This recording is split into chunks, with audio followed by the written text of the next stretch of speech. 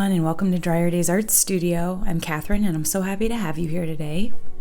Well, these are the coasters I'm going to be working on today. This is a brand new mold in my store. It's the matte agate silicone set of 4 mold.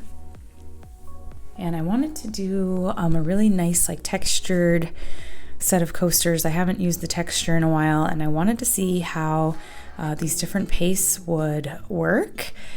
So this was a really big learning experience. I'm going to show you kind of like an oops that happened and how I fixed it. And this will probably be a 2-part video because I still want to do a flood coat on these, and so I'll probably do a second video of how I do a flood coat and finish them. So these aren't quite finished yet, but I did want to get this video out to you to show you these little beauties and to introduce you to this new mold to my store.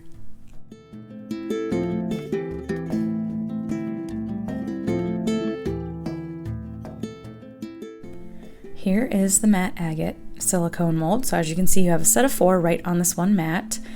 And I was going to use fiber paste on these. At first, when I was making these, the thought that I had was I was going to make more of like a concrete sort of look on the outside edges. So I wanted to make this a little bit more of a gray. And you can put paint right into this fiber paste. It's really nice. And so there you have it. I'm making sort of that more concrete color. That's sort of what I was going for at first, and then as this was evolving, I thought, maybe I want to go more of like a red gold look. So you'll see how this progresses, but I did want to keep this part in the video to show that you can mix paint colors into your pastes if you want to get different looks. And just using a plastic spatula and a spoon. And this wipes up really well too, so right there I kind of got a little splotch further in the mold. You can just wipe it up. I use my baby wipes, as I love to use. It gets it right up. So just getting this real flush right up there along the edge of the rocky edge of the mold here. And I will go around and do this on every single mold.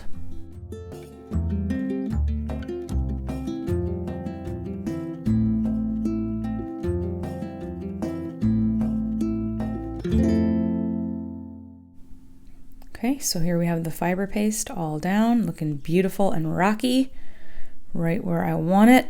So I'm going to let it dry. So here it is about a day later. Like I said, I decided I wanted to go more of like a golden red look for these. So I'm using my gilding paint that I got from Michael's. You can see my collection of brushes I have here.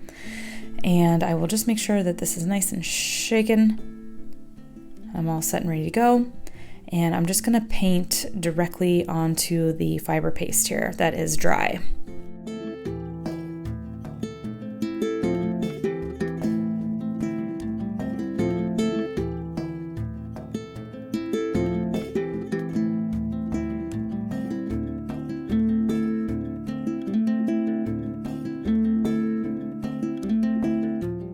The gold was just about done, and I just want to show how I come around each and really examine well to make sure that that gold has come down around the edge and that I'm not missing any and have a little bit of gray peeking out. Now obviously when we demold these, I'm going to have to do the gold on the other side too, but I will show that when we get there.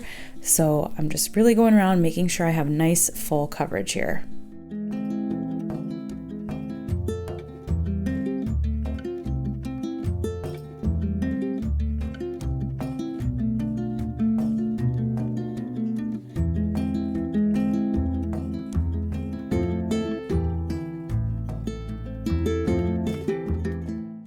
All right, and we're ready for resin. I am using art resin here. I'm also using my EcoArt Solutions silicone cups. You can use discount code Kathy D for 5% off at EcoArt Solutions. Really, really nice stuff. Reusable silicone cups, silicone stir sticks, just really great stuff to have in your resin art studio. And then I'm just going to keep it simple. I'm going to use 3 different pigments or additives here today. I'm going to use my brand new ruby slippers. I'm going to use Eartha glitter, and I'm going to use my gold metallic dry pigment. So as I usually do at first, I always like to come in with a clear coat, and I'm just going over the gold that we did because I want to make sure I get a nice cover off that. I didn't mind if that was almost kind of sticking out of the resin, but I wanted to make sure that I at least had a little bit of resin protecting that gold. So That's why I'm kind of starting up more on the top and letting the resin kind of drizzle down onto the mold.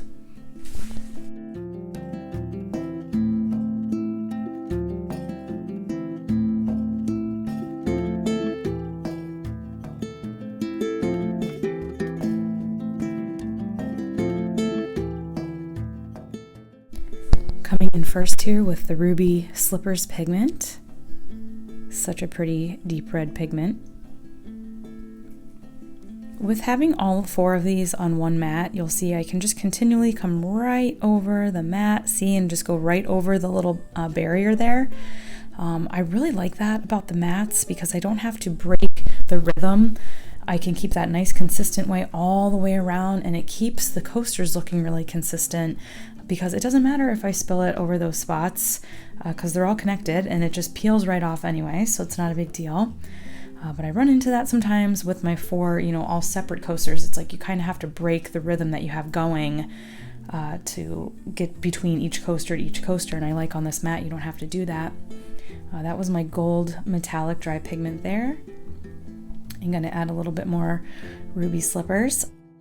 These are pretty deep molds. They're about 1/2 centimeter, so I'll keep coming around and sort of adding more resin, but I wanted to maintain that clear space between the rocky edge and the red, so you'll see how I come in to do that.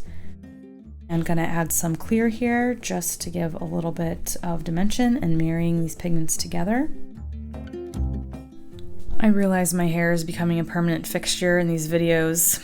That's Eartha right there that I'm using. Beautiful glitter. It looks brownish bronze in some light. It looks gold in others, copper, even flecks of green.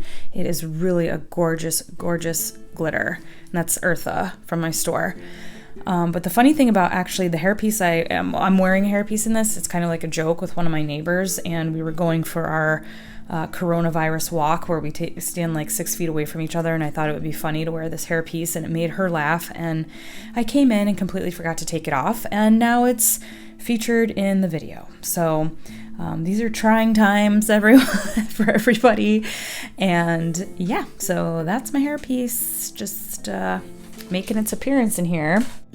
I decided in the innermost corners here that I would use the Ruby Slippers. I thought it would tie it all together, so I'm mixing a little bit more together here, and we'll just put it right in those corners, filling it right up to that Eartha. And as I mentioned before, I'm just gonna sort of keep coming around in that circular motion, adding in more resin to fill up the molds. I'm gonna stay consistent with where I have the placement of all the colors because I liked where I had those. And I'm just going to keep going around and working because I wanted to really fill these little molds each completely all the way. So that's what I'm working on here. And plus with my blonde hairpiece making an appearance.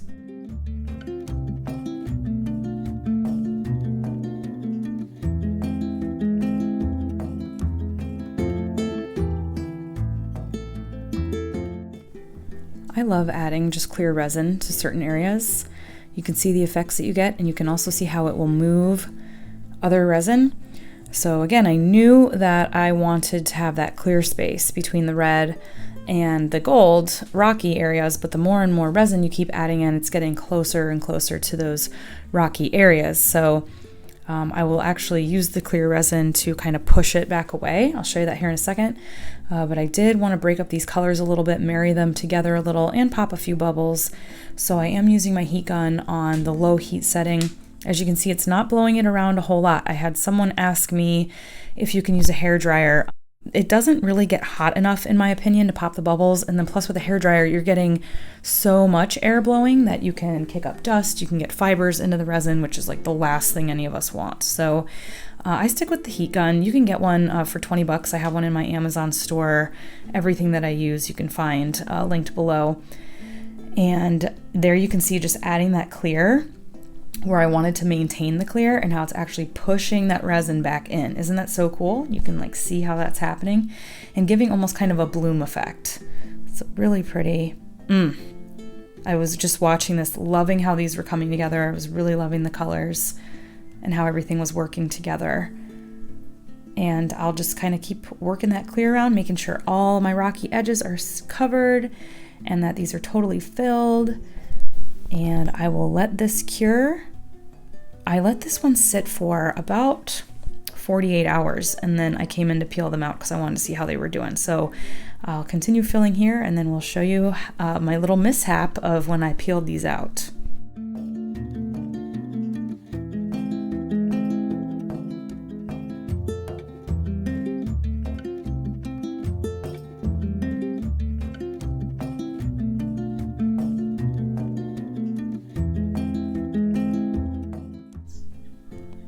All right, so welcome back. Here we are. As you can see, I've already peeled one out, and it's because I started to peel it out and I noticed I had a bit of a situation on my hands, and I wanted to make sure I could fix it before I brought it all to you. So yeah, some of the fiber paste wasn't drying and was being left behind in my mold, quite a bit of it.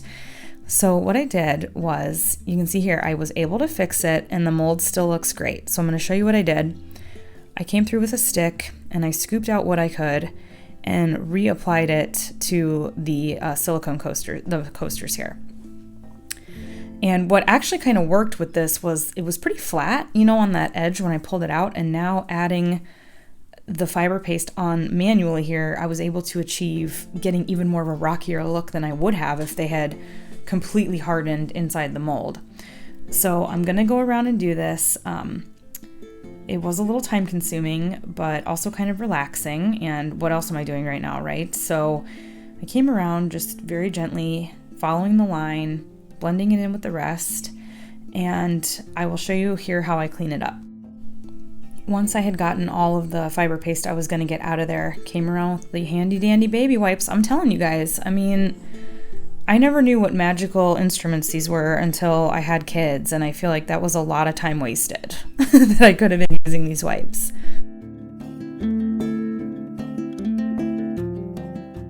Getting it all out of the nooks and crannies there. I will continue to do this with the other two coasters too, because it happened to all of them. And then I will go back. I recommend everybody washes their molds before they use them anyway. And I had washed this mold, but what I'm going to do now after I do all of this is wash it again and let it completely dry. And when I examined it, I did notice some of the little nooks and crannies still had a little bit, just tiny little flecks of that paste still in there, but it had dried. And I just went in with some needle nose tweezers and I was able to get just those little pieces out. So any kind of tweezers will probably work. You can see right here, this is them. I have a little set in my studio that actually came with one of the resin, like silicone cup and stir stick sets that I have in my Amazon store. So if you look up the set of like silicone tools I have in my store, I'm pretty sure these little tweezers come with that, and they have come in really, really handy. And it's like, these molds are no worse for the wear. They're perfect. I can use them again. I'm actually going to use them with some structure paste to show you guys how that works instead of the fiber paste. So I just wanted to show you these things happen sometimes. I mean, I was looking at these molds like, these are beautiful. Oh my God, I knocked it out of the park. And then I went to peel them out and about, fell off the chair. I could not believe that the fiber paste was still wet underneath, but it's fixable. Like, how am I going to handle this? And I want to make sure I get it on film so I can show everybody. So that's how we did it.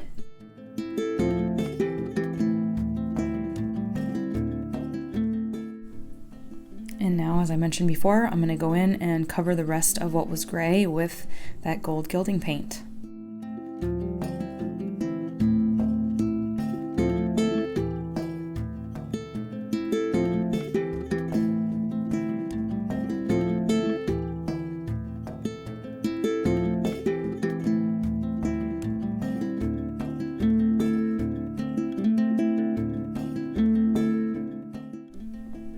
And here they are outside on sort of an overcast day. I did add a few lines with that gold gilding paint. And as I mentioned, I am going to do another flood coat on top of these, but I think I'm going to make that another video and show you guys that entire process because I wanted to get this to you all. I just love the colors of these. I really, really think that eartha, the gold, and the ruby slippers goes really nicely together. You can see that beautiful eartha in there, glistening in the sun. I want to thank you all for watching so much. I hope you're all staying well out there. Again, you can find these all in my store. I'm going to have the store closed just for about 10 days because I have to go out of town. But it will be open the second half of May as well. And I have those June boxes coming for you guys. I hope you can check those out. Please like, comment, and subscribe. All the tools are listed in the description. Consider subscribing to my newsletter at dryerdaysartstudio.com so that you're up to date on all new products coming out and stuff going on with the store, discounts, etc. Oh, I just love these. I got to get on the flood coat because I want to list these for sale. That glitter, I just love that eartha so much. All right, well, thank you everyone again so much for watching, and until next time, keep on pouring.